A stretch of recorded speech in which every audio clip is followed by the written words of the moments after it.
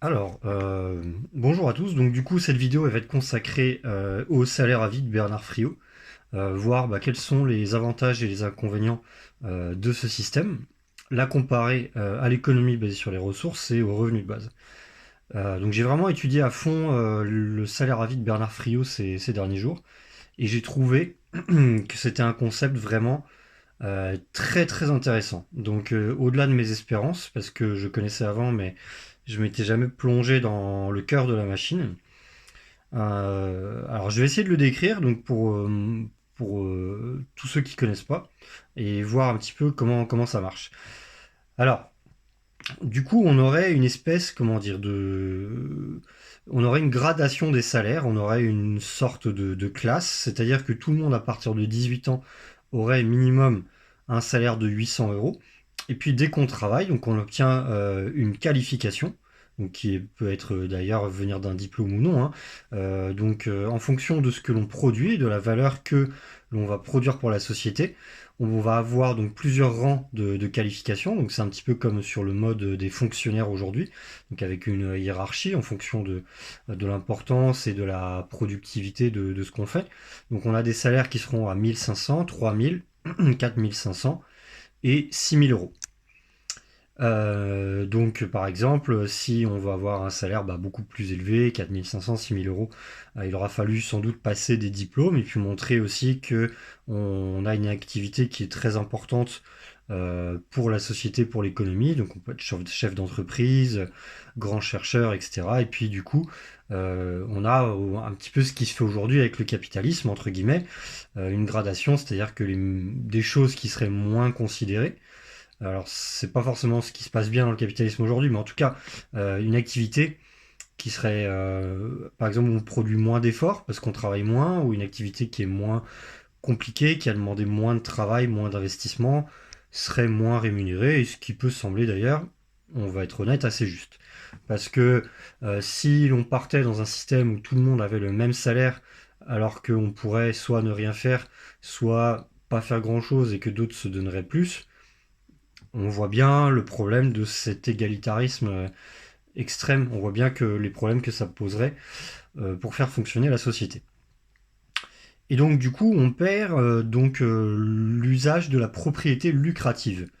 Donc la propriété lucrative, c'est quoi? C'est le fait de gagner de l'argent avec un capital, donc qui soit par exemple financier ou immobilier.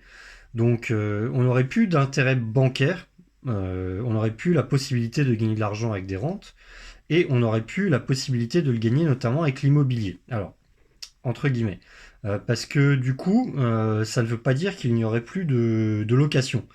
Donc comment serait... si par exemple un propriétaire veut gagner de l'argent en proposant son bien à louer, alors il pourra faire une marge, par exemple, s'il propose un service. Par exemple, en proposant un service de ménage ou un service un petit peu sous forme d'hôtellerie ou un service en améliorant les infrastructures. Là, il serait payé pour ça, ce qui notamment pourrait inciter les gens à créer de la valeur et gagneraient des points justement pour leur qualification. Et aussi, donc, on aurait un système où le loyer, donc le surplus perçu, le bénéfice serait reversé à des caisses et non pas dans la poche du propriétaire. Mais il aurait quand même un minimum avec la valeur cadastrale du loyer, donc des choses qui ont été fixées dans les années 70, qui est un minimum de ce qu'il aurait dû gagner par rapport au coût de l'investissement. Donc en fait, une espèce de loyer minoré, mais parce que ça a quand même coûté quelque chose. Et sans doute aussi ont-ils voulu mettre en place ce système parce que s'il n'y avait pas de gain minimum par rapport à l'effort créé, par exemple par une construction immobilière, on aurait tous les logements qui seraient vides demain. Bon, j'y reviendrai en comparant avec l'économie basée sur les ressources.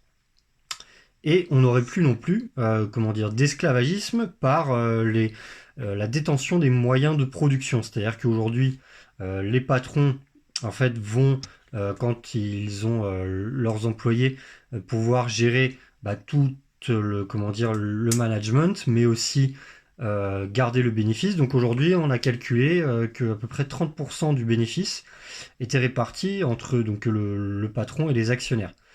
Or, notamment au niveau de l'actionnariat, c'est pas eux qui créent la valeur. Donc en fait, c'est 30% qui sont enlevés aux salariés qui, eux, créent vraiment la valeur. Donc c'est une véritable manne financière qui est gagnée sur le dos des autres, en fait, par une espèce d'esclavagisme de la propriété. Et donc le salaire à vie s'affranchit de tout ça. Donc en créant ce système de la qualification, donc qui permet quand même d'avoir une incitation et une motivation à travailler, à toujours vouloir se dépasser, parce que contrairement au revenu de base, on aurait toujours la même chose. Bah là, les personnes pourraient se dire bon bah voilà, moi j'ai mon revenu de base, de toute façon, il n'y a plus de boulot avec le chômage technologique, je ne vais pas chercher à faire d'efforts. Et là, en fait, avec la qualification, on a toujours envie de faire des efforts, et notamment les activités qui sont aussi non salariées sont récompensées. Donc tout ce qui va être associatif, humanitaire, mais on peut aussi récompenser des activités qui ne rentrent pas dans le cadre du salariat. Par exemple, on peut aider ses grands-parents qui sont en fin de vie, tondre sa pelouse, des choses comme ça. On n'est pas rémunéré pour ça, pourtant c'est bien un travail. Et donc il y a beaucoup de choses notamment qui ne sont pas faites.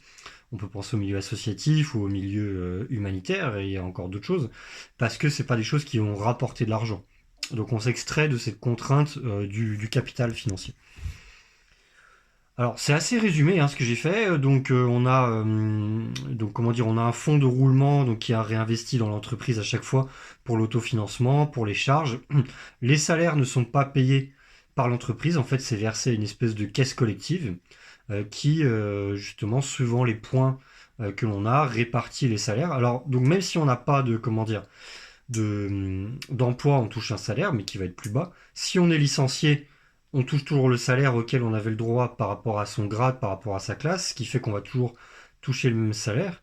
Alors on peut toucher des points négatifs parce que justement si on s'est fait licencier pour faute grave ou des choses comme ça, il y a une évaluation qui fait qu'on peut être déclassé, mais si c'est pour un autre motif, on ne le perd pas, ce qui fait qu'on peut toujours vouloir se réinvestir dans l'économie, dans un autre projet. D'ailleurs, plus on gagne, plus on a montré sa valeur et plus on est de bonne volonté. Par contre, le fait de ne plus rien faire serait pénalisé négativement dans l'évaluation qu'on ferait régulièrement. Alors donc moi j'ai posé des questions par mail aux gens qui s'occupent du site salaireavis.fr. Et donc, en fait, ils ont pensé à... Alors, c'est pas vraiment défini qui évaluerait quel rang, etc. Il y aurait une partie, donc, un peu comme une validation de l'expérience, une partie un petit peu d'estimation avec une espèce de jury, avec aussi la possibilité de passer des formations diplômantes ou des tests pour montrer justement quelle valeur on a pu acquérir. Et aussi, alors c'est là que je mettrai un bémol et on y reviendra par rapport à l'argent qui a pu être gagné par l'entreprise ou si c'est un indépendant par rapport à l'argent qu'il a pu gagner. Sachant que pour les indépendants, donc ils mettaient une petite exception où peut-être qu'une partie du salaire serait fixe et l'autre serait corrélée justement à ce qu'il a gagné, comment dire, de décorréler complètement l'activité, parce que comme on n'est pas encadré dans une entreprise, on ne peut pas forcément être évalué, et donc on est évalué que par le rendement qu'on crée soi-même. En tout état de cause, je trouve que c'est un système qui est vraiment très très intéressant. Donc parce que il remet il est meilleur que le revenu de base. Il pousse notamment à la motivation et au travail quand on n'a pas tout automatisé comme dans une économie basée sur les ressources. Il récompense les gens au mérite parce que c'est vrai que des gens peuvent être plus méritants que d'autres, faut pas se mentir. Euh, il évite donc le gain par la spéculation financière, la spéculation immobilière. Donc ah oui, donc il n'y a plus de bourse aussi, j'ai oublié de dire ça, c'est-à-dire qu'en fait ce qui est gagné, donc il y a une partie du bénéfice, je crois que c'est 25% des entreprises qui est redistribué à une caisse qui sera chargée de refinancer les entreprises et les projets, donc notamment à 10% tout ce qui est indépendant et associatif, et puis le reste justement pour les entreprises et pour les nouvelles entreprises ou les anciennes, tout ce qui est création de nouvelles valeurs, nouveaux projets. Et donc on aura une autre partie de caisse qui, elle, serait consacrée au salaire.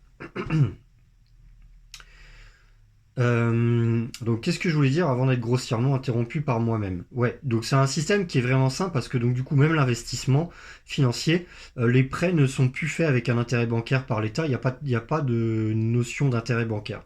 Donc on se fait pas exploiter financièrement par ça. Ce qui est intéressant parce que moi j'avais parlé, si vous aviez suivi mes dernières vidéos, d'intérêt négatif. Et ben là, on peut même s'en affranchir. Donc j'ai trouvé ce système, ça évite même des calculs complexes et je trouve ce système intéressant. Donc ça, c'était pas mal.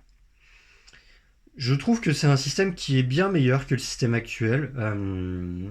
On aura une société, à mon avis, qui fonctionnerait bien mieux. Donc il n'y aurait plus de problème de chômage non plus. Le chômage, c'est quelque chose qui disparaîtrait. Parce que naturellement, même si on se tend vers des activités de passion, des activités associatives, humanitaires, il y a toujours des choses à faire. Il n'y aura pas de problème en fait. Et on a toujours de quoi vivre parce qu'on a un revenu minimum, comme pour le revenu de base, ou avec le revenu de sa qualification. Donc on n'a pas de pression, on n'a pas de pistolet sur la tempe pour être obligé d'accepter n'importe quel travail. On aura toujours de quoi vivre. Et donc on aura un rapport équilibré justement au niveau du marché du travail. On n'aura plus d'exploitation managériale, on n'aura plus de pression financière, de menaces. Voilà, un patron qui engueulerait son subordonné, lui parlerait très mal et de toute façon l'autre pourrait pas répondre parce qu'il pourrait menacer d'être viré. Donc on aurait des rapports humains beaucoup plus sains.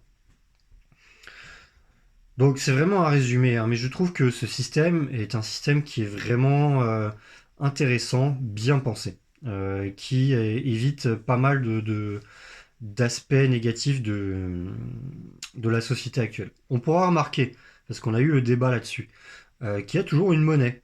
Et pourtant, donc pour tous les gens qui ont un petit peu peur de la monnaie, faut pas tomber dans le cliché, hein, d'accord? Parce que la monnaie est une fonction justement d'échange de valeurs. Beaucoup de problèmes viennent justement de la spéculation financière, de la propriété lucrative qui est remplacée par la propriété d'usage et par justement la détention des moyens de production.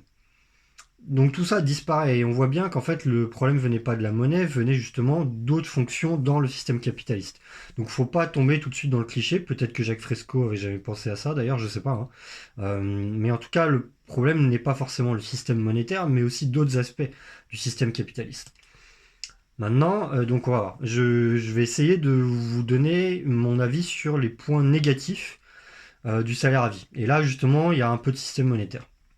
Même si je pense que globalement, ce serait un monde, même s'il n'est pas parfait, qui serait quand même bien meilleur que le monde qu'on a actuellement. Ça, c'est sûr. Euh, alors, l'un des problèmes que j'y vois, c'est notamment l'évaluation par le rendement financier de l'entreprise, dont on m'a parlé, donc que j'ai vu sur les sites internet, sur les explications. J'ai eu la confirmation par mail, notamment par exemple pour les indépendants, donc où on aurait un rapport par rapport à la productivité financière qu'on a créée. Or, le problème, c'est que la productivité financière n'est pas forcément la fonction d'utilité pour la société.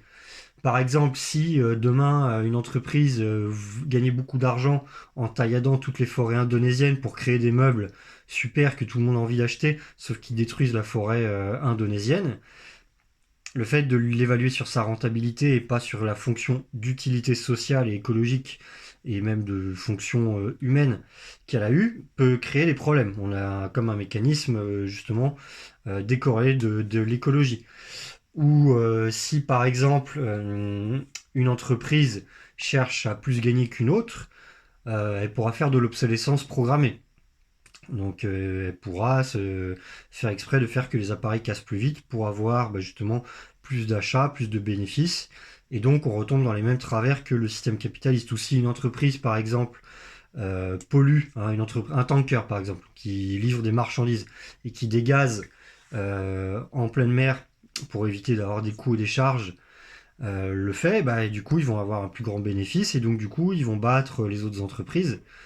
C'est ce qui fait que donc ils pourront être mieux évalués et des gens un petit peu cupides pourraient se dire bah voilà, grâce à ça, nous on va avoir une meilleure évaluation, on va monter en qualification. Donc c'est un des problèmes que je vois au salaire à vie. Euh, donc il faudrait sans doute, alors en plus de ça, donc un des autres problèmes que je vois, c'est que le salaire à vie ne cherche pas à régler certains problèmes de la société, comme notamment le fait de s'affranchir du travail. Donc l'économie basée sur les ressources, ça va beaucoup plus loin, parce que l'économie basée sur les ressources, elle permet justement de complètement détruire tout ce qui est travail pénible, inutile, rébarbatif, d'avoir une chaîne de production beaucoup plus efficace et de libérer l'être humain du travail. Ce que ne fait pas du tout le salaire à vie, qui ne donne pas du tout d'indication quant à l'organisation que doit prendre la société. Ce qui fait que on aura un monde bien meilleur, mais on aura toujours à travailler pour des tâches pénibles. Donc, alors, ça veut pas dire qu'ils seraient pas d'accord, je suis sûr qu'ils seraient d'accord, c'est juste que c'est quelque chose qu'ils n'ont pas mis dans la théorie, donc auquel ils n'ont pas pensé. Notamment, pareil, ils n'ont jamais pensé à une meilleure organisation des villes ou à une organisation holistique des ressources sur Terre. Ce qui est quand même la base, parce que si on était dans une société de salaire à vie qui ne respectait pas les ressources qu'on a sur Terre, on irait aussi dans le mur. Donc, donc je pense que le salaire à vie mérite certaines améliorations par rapport à l'économie basée sur les ressources. Et il y a aussi un autre point, un petit peu négatif que j'y vois, c'est comment on arrive à créer un système comme ça. Parce que c'est quand même un bouleversement du jour au lendemain au niveau justement des riches et des possédants. Si demain on commence à leur dire, voilà, vous êtes exproprié de tous vos biens en bourse, vous êtes exproprié de tous les loyers, enfin vous n'êtes pas exproprié, mais vous ne pouvez plus gagner de loyer, alors que vous gagnez, certains gagnent des fortunes. Moi, j'ai entendu parler de gens qui possédaient des quartiers entiers à Paris dans ma belle famille, mon ex-belle famille, de quartiers entiers à Paris, voilà, et qui gagnent des fortunes. Quand on va leur dire à ces gens-là, euh, demain vous gagnez plus ça, est-ce qu'ils vont se laisser faire? Est-ce que les grands propriétaires d'industrie vont se laisser faire quand ils vont devoir retomber à un salaire maximum de 6 000 € par mois? Est-ce qu'ils vont pas aller faire migrer leurs capitaux à l'étranger?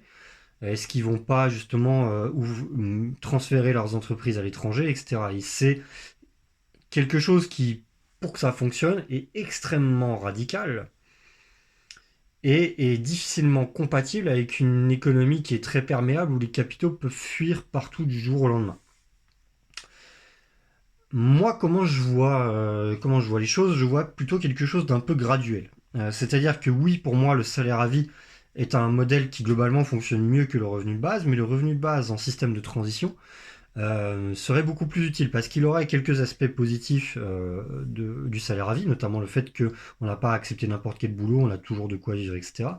Mais ça ne mettrait pas les grands capitalistes hors touche qui ne laisseraient jamais ça arriver, de toute façon. Mais en plus de ça, eux, ils perdraient quand même, et le revenu de base pourrait se faire accepter beaucoup plus facilement. Ils perdraient quand même un pouvoir de négociation, ils perdraient un pouvoir d'esclavagisme financier. Ils perdraient aussi pas mal d'employés qui voudraient devenir indépendants ou arrêter de travailler pour un métier qui ne les passionne pas, etc. Donc on aurait quelque chose de plus graduel. Notamment aussi justement insister sur l'automatisation et l'arrivée du chômage technologique qui est essentiel. Parce que justement, comme ces grands capitalistes n'auront plus de gens pour consommer parce que ces gens-là n'auront plus d'argent, parce qu'il n'y aura plus de salariés, naturellement leurs entreprises vont couler et le modèle doit changer de lui-même. En fait, mais tout ça c'est graduel. C'est-à-dire qu'on leur met pas un couteau sur la gorge. En fait, les acceptations des changements se font beaucoup mieux de manière graduelle. Or, avec le salaire à vie, je pense que ce serait trop compliqué d'arriver au pouvoir avec un système comme celui-ci. Maintenant, et là c'est quelque chose que je sors sans avoir réfléchi forcément très profondément là-dessus, peut-être que pour les 3% de tâches donc, que j'avais décrites qui sont rébarbatives dans une économie basée sur les ressources, peut-être qu'un système, un petit peu comme un salaire à vie, en monnaie éthique et résiduelle, pourrait être utile, notamment par exemple pour les tâches pénibles que personne ne voudrait faire, et ben justement elles seraient valorisées. Donc je pense que dans une économie basée sur les ressources, 6 000 € vaudrait plus du tout 6 000 € aujourd'hui. Ça, ça aurait beaucoup moins de valeur parce que beaucoup de choses sont gratuites, mais en tout cas, être payé très très bien comme 6 000 €, eh ben, on a plus envie de faire un travail qui serait pénible. Après, voilà, on peut le conjuguer avec une espèce de service civique, on peut le conjuguer avec un salaire à vie, à voir, à débattre. En tout cas, ce qui est sûr, et ça je peux l'affirmer, donc j'en avais parlé à quelques-uns, Jacques Fresco n'a jamais rempli le trou dans cette théorie. Hein. Moi, j'ai posé la question aux gens du mouvement international, j'ai eu la réponse de Roxane. Leur réponse, c'est un peu la réponse bisounours, qui est oui, ces tâches pénibles, les gens les feront d'eux-mêmes. Donc quand je leur posais la question, est-ce que quelqu'un voudra venir changer un petit vieux, lui changer sa couche, alors qu'il ne le connaît pas, ou est-ce que quelqu'un voudra venir réparer un train qui est tombé en panne à 4 heures du mat sous la pluie? ça bottait pas mal en touche, mais les gens, oui, oui, ils le feront, ils le feront. Et puis quand j'exposais des arguments comme le nombre de Dunbar, qui est le fait qu'on se sent moins proche d'un certain nombre de personnes quand le nombre d'individus autour de soi est trop grand. Donc là, qui est vraiment une étude scientifique en anthropologie qui infirme que les gens vont naturellement se comporter de manière un petit peu proche, comme s'ils avaient envie d'aider leur prochain. Bon voilà, on sentait qu'ils n'avaient pas forcément creusé. Donc Jacques Fresco a des trous dans sa théorie et il faut pas être bête, il faut pas se l'affirmer. En tout cas, la réponse de Roxane aussi était, pour ceux qui le pensaient, que tout ne serait pas automatisable. Donc pour les gens qui penseraient qu'on peut tout automatiser, même la réponse du Venus Project est que ce n'est pas le cas. Et effectivement, c'est ma pensée aussi, on peut pas tout automatiser. Enfin voilà, bah, j'espère que ça vous a appris des choses sur le salaire à vie. Et bah, je vous invite à vous renseigner un petit peu plus en regardant les vidéos sur le salaire à vie ou il y a des très bons sites internet, salaireavie.fr. Et puis il y a un blog, un wiki. Vous pouvez taper wiki salaire à vie. C'est pas mal décrit. Ça va encore plus en profondeur que ce que je dis. Voilà.